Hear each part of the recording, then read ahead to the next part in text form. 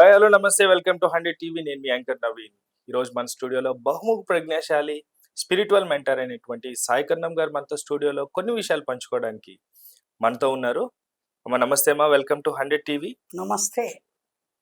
ప్రస్తుతం జరుగుతున్న సినీ ఇండస్ట్రీలో ఒక వివాదాస్పదమైనటువంటి ఒక అంశం, పెను సంచలనంగా పెను దుమారంగా మారుతున్నటువంటి సమంత గారి విషయం.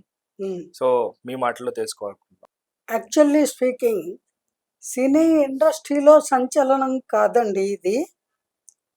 రాజకీయ నాయకులు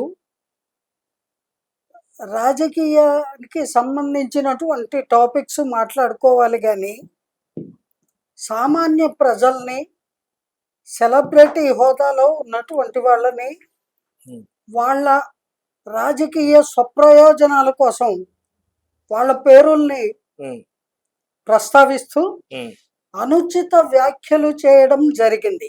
అంటే ఇది రాజకీయంగా ఈ సినీ వాళ్ళని ఇన్వాల్వ్ చేశారంటారా? అవునండి. ఓకే. యాక్చువల్లీ స్పీకింగ్ అవసరం లేదు. ఇప్పుడు రాజకీయ పరంగా శ్రీమతి కొండా సురేఖ గారికి ఎవరి పట్ల అయినా ఏదైనా మాట్లాడవలసిన సందర్భం వస్తే అనేక అంశాలు ఉంటాయి వాళ్ళకి సంబంధించినవి, వాటి గురించి మాట్లాడుకోవాలి.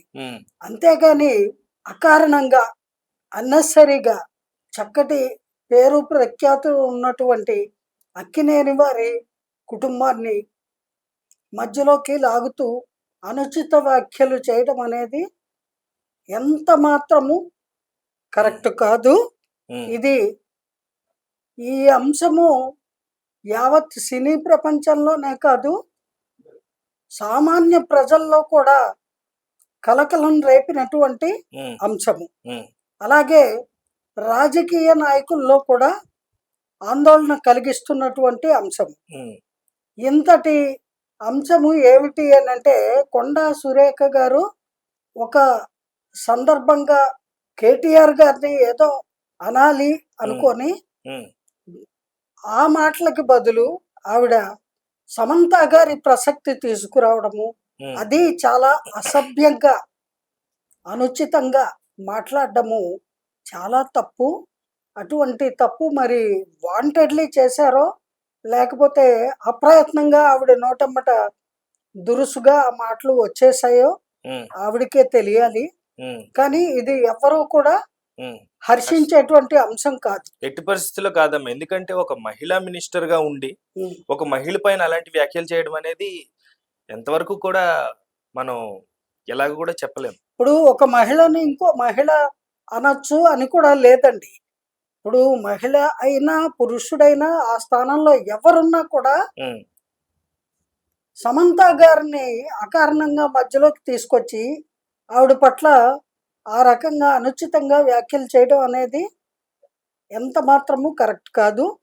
అది ఎవరు కూడా సహించలేరు, ఎవరు భరించలేరు. మరి అటువంటి తప్పిదము ఆవిడ చేయడము అనేది ఎంత మాత్రము కూడా ఎవరికి డైజెస్ట్ అవ్వట్లేదు. ఆవిడ ఎందుకు ఇలా మాట్లాడింది, ఏ దురుద్దేశంతో మాట్లాడింది అని చర్చించుకుంటున్నారు. ఆవిడ తక్షణమే మన్నింపు కోరాలి అని కూడా కొంతమంది చెప్పడం జరిగింది. అలాగా ఆవిడ అదేమిటది ఇన్స్టాగ్రామ్ లో క్షమార్పణ అడిగారట. అది చాలదండి. కానీ ఇక్కడ బహిరంగ సభలో అలా అవమానించడం అనేది క్షమార్హత లేని అంశము. అది కూడా ఎవరో ఒక సామాన్యమైన వ్యక్తి అయితే పర్వాలేదు, ఆవిడ కూడా చాలా మంది ఫ్యాన్స్ ఉన్నారు. ఈవిడ కూడా రాజకీయంగా చాలా పలుకుబడి ఉన్నారు. ఈవిడ కంటే టాప్ హీరోయిన్ గా ఆవిడకి ఎక్కువ ఫాలోయింగ్ ఉందండి. అవును, ఇది ఆవిడకి కూడా తెలుసు. అవును, సురేఖ గారికి కూడా తెలుసు. మరి తెలిసి వాంటెడ్లీ ఇలా మాట్లాడారు అని అనుకోవాల్సి వస్తుంది.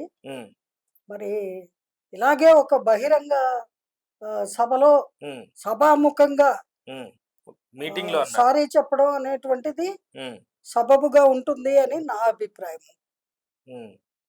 ఓకే అమ్మా, anyhow thank you so much.